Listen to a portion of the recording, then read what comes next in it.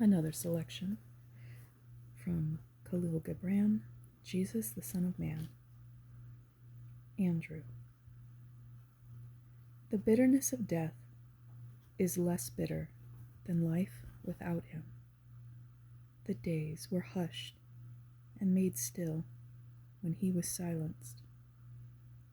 Only the echo in my memory repeats his words, but not his voice.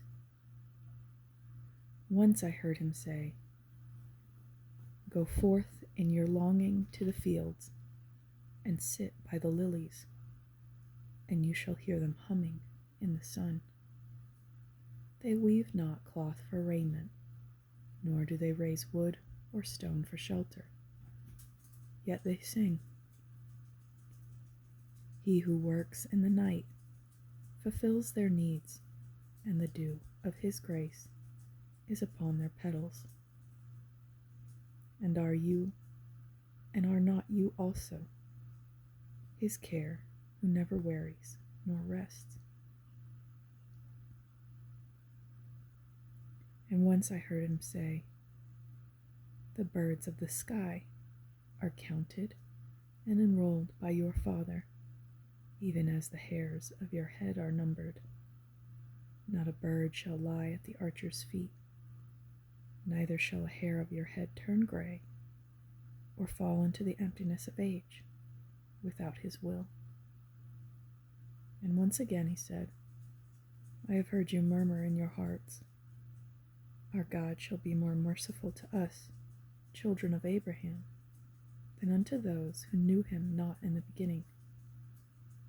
But I say unto you, that the owner of the vineyard, who calls a laborer in the morning to reap, and calls another at sundown, and yet renders wages to the last, even as to the first, that man is indeed justified.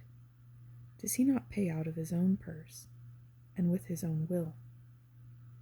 So shall my Father open the gate of his mansion at the knocking of the Gentiles, even as at your knocking. For his ear heeds the new melody with the same love that it feels for the oft-heard song, and with a special welcome, because it is the youngest string of his heart." And once again I heard him say, "Remember this, a thief is a man in need, a liar is a man in fear. The hunter who is hunted by the watchman of your night is also hunted by the watchman of his own darkness. I would have you pity them all. Should they seek your house, see that you open your door and bid them sit at your board. If you do not accept them, you shall not be free from whatever they have committed." And on a day I followed him to the marketplace of Jerusalem, as the others followed him. And he told us the parable of the prodigal son, and the parable of the merchant who sold all his possessions that he might buy a pearl.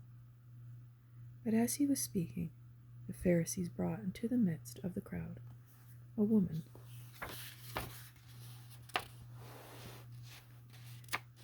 whom they called a harlot, and they confronted Jesus and said to him, "She defiled her marriage vow, and she was taken in the act." And he gazed at her, and he placed his hand upon her forehead and looked deep into her eyes. Then he turned to the men who had brought her to him, and he looked long at them. And he leaned down, and with his finger he began to write upon the earth. He wrote the name of every man, and beside the name he wrote the sin that every man had committed. And as he wrote, they escaped in shame into the streets.